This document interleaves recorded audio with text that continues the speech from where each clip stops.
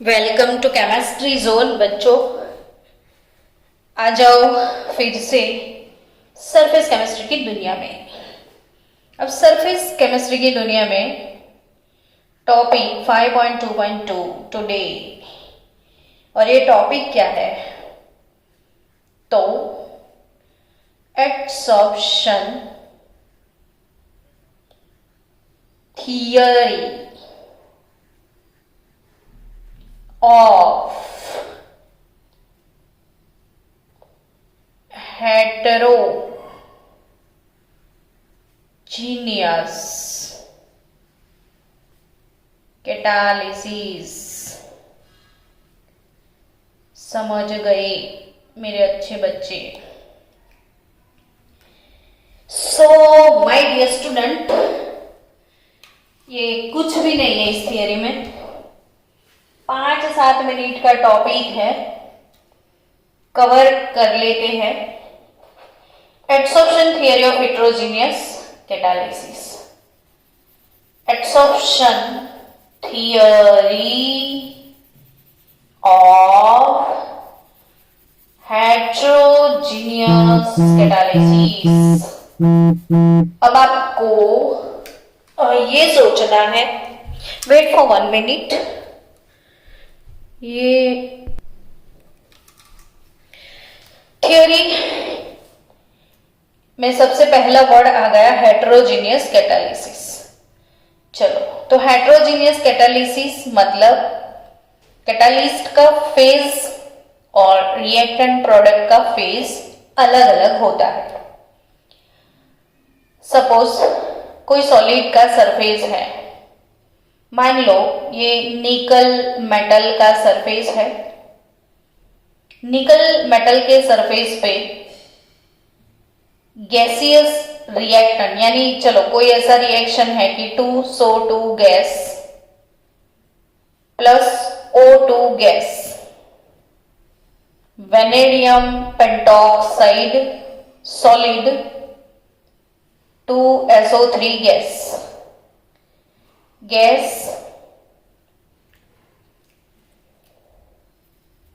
Gas gas और ये solid हो गया हेटेरोजेनियस कैटालिसिस। अब मैं इसको निकल नहीं वेनेडियम पेंटॉक्साइड बना देती हूं। चलो कि ये वेनेडियम पेंटॉक्साइड है। अब वेनेडियम पेंटॉक्साइड की सरफेस के ऊपर सबसे पहले वो एब्जॉर्ब करेगा SO2 के मॉलिक्यूल्स को, फिर वो एब्जॉर्ब करेगा ऑक्सीजन के मॉलिक्यूल्स को, फिर दोनों मॉलिक्यूल के बीच में रिएक्शन होगा और फिर ये दोनों मॉलिक्यूल ये सरफेस के ऊपर से डिसॉर्प्शन हो जाएगा। यानी पहले एडसॉर्प्शन होता है, रिएक्शन होता है, उसके बाद डिसॉर्प्शन हो जाएगा। बस ये सिंपल सी बात है, पूरा प्रिंसिपल खत्म। लेकिन बच्चों एक छोटा सा एंजॉयमेंट वाली बात सुनो, छोटा सा जॉक सुनो कि हमें एलिफेंट को 3 स्टेप्स में फ्रीज में रखना है। तो हम क्या बोलेंगे कि स्टेप 1 फ्रीज को खोलो, स्टेप 2 एलिफेंट को रख दो, और स्टेप 3 डोर बंद कर लो। समझे आप? अगर मैंने बोला कैमल को फ्रीज में रखना है 4 स्टेप में, तो आप बोलोगे स्टेप 1 फ्रीज खोलो, स्टेप 2 एलिफेंट को बाहर निकालो, स्टेप 3 कैमल को डालो, स्टेप 4 डोर बंद करो।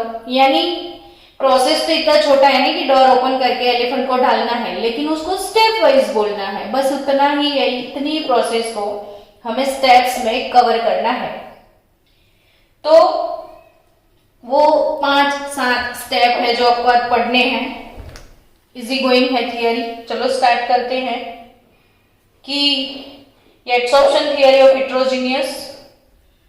This theory explains the mechanism of heterogeneous catalysis और ये थियरी में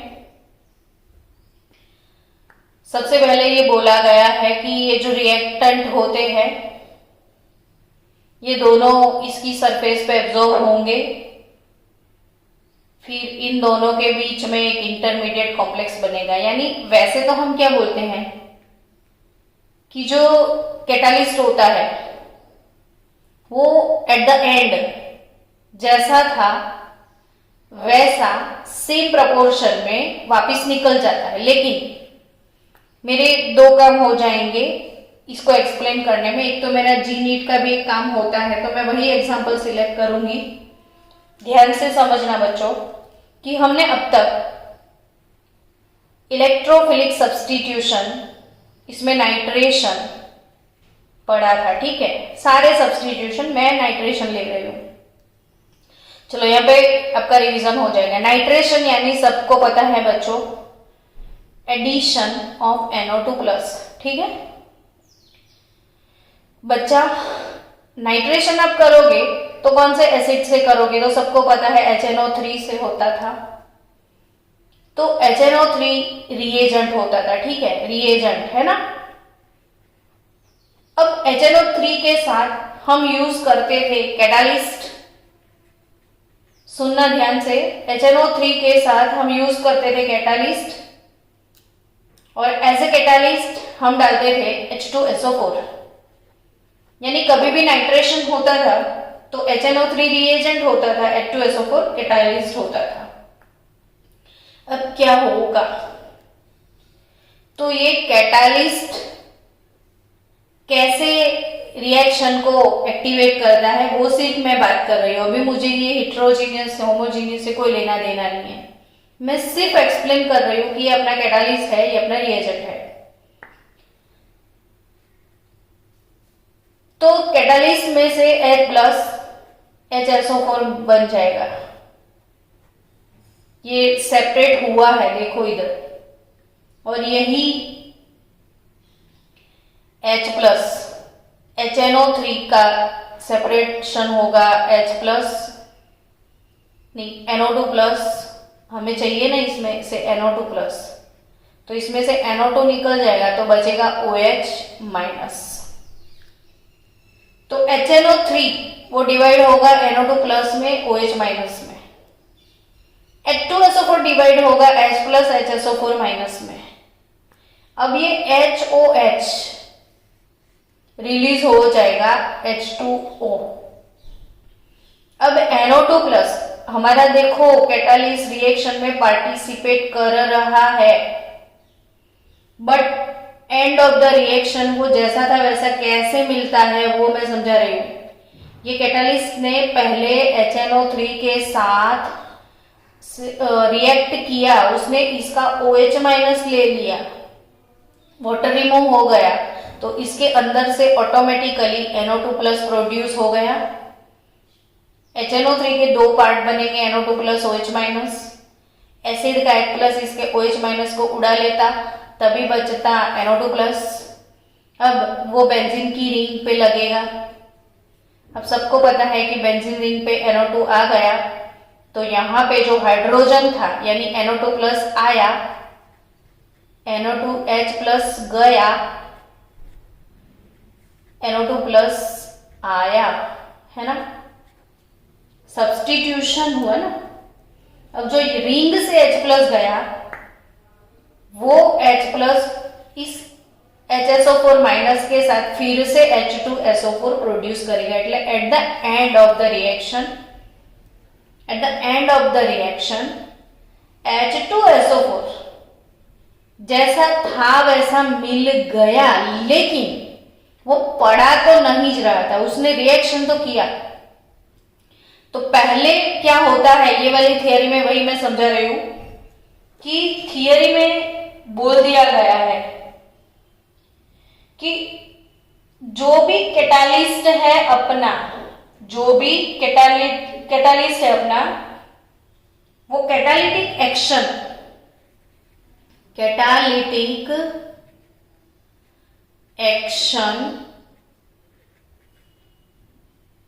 can be explained in terms of intermediate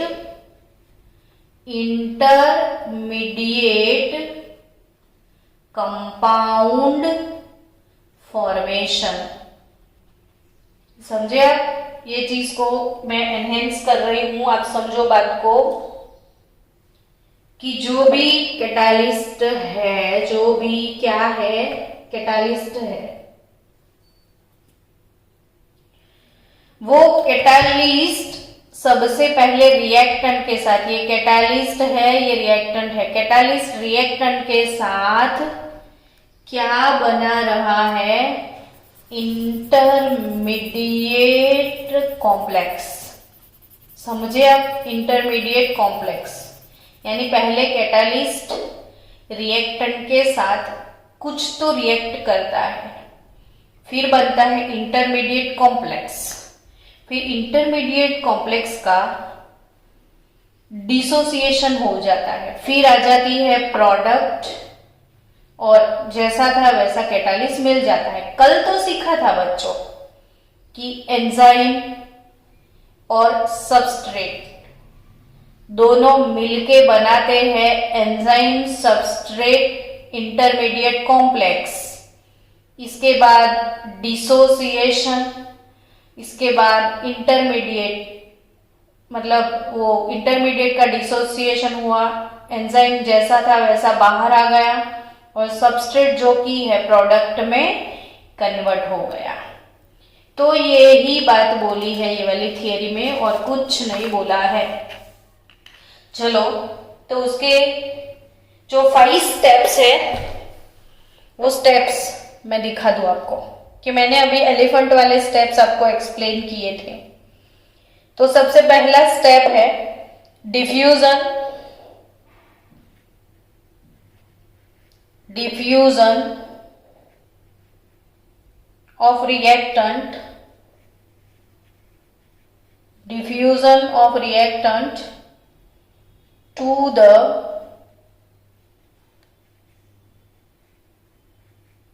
surface of the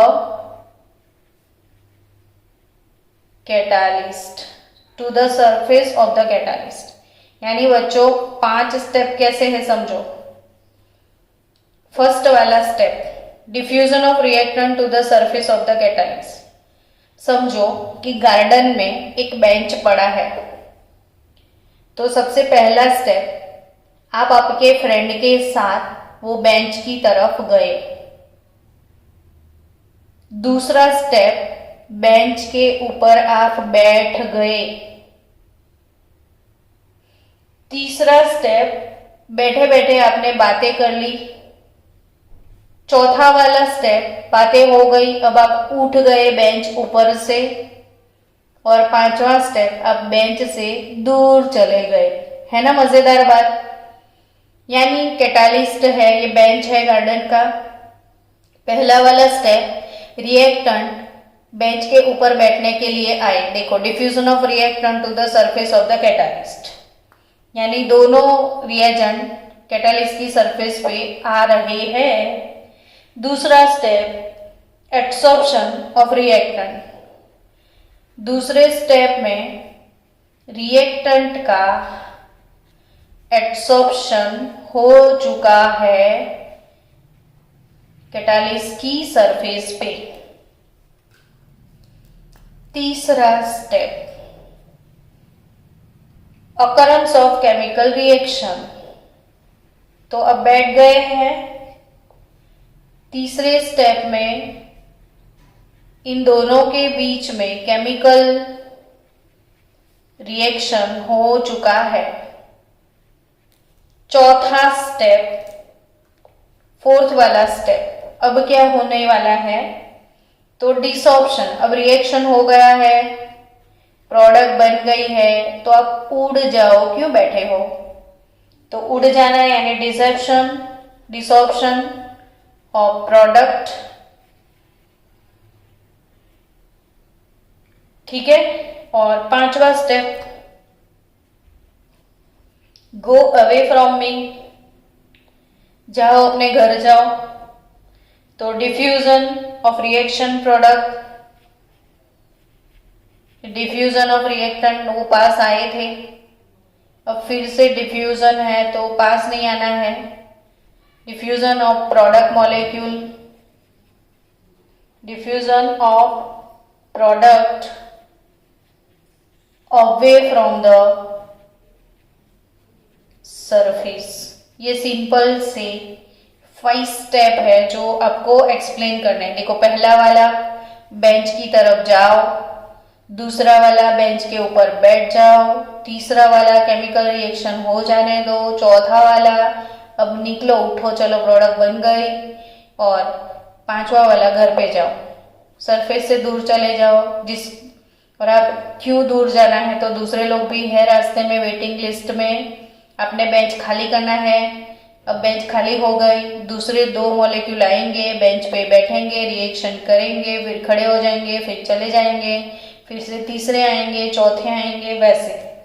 तो थियरी सिर्फ यही था, ओवर हो गया, और एट द एंड बेंच का कुछ नहीं होने वाला है। बेंच जैसा है वैसा, यानी कैटालिस्ट जैसा है वैसा वापिस मिल जाएगा।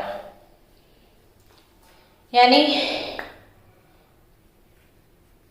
टेक्स्ट बुक के हिसाब से आपको एक्सप्लेनेशन दिया है कि ये कैटालिस्ट का सरफेस है। क्या है कैटालिस्ट का सरफेस? इसके साथ रिएक्टेंट मॉलिक्यूल ए यहाँ पे एब्जॉर्ब हो जाएगा, शायद बी यहाँ पे एब्जॉर्ब हो जाए। उसके बाद क्या होगा, तो इन दोनों के बीच में रिएक्शन होके ए प्लस बी जो है रिएक्शन होने के बाद प्रोडक्ट में कन्वर्ट हो जाएगा, और कैटालिस्ट पहले था वैसे का वैसा वापिस मिल जाएगा आपको। ये रहा। तो ये सिंपल सी mechanism that is over now. बस अब नेक्स्ट पार्ट बचा है अपना कोलॉइड।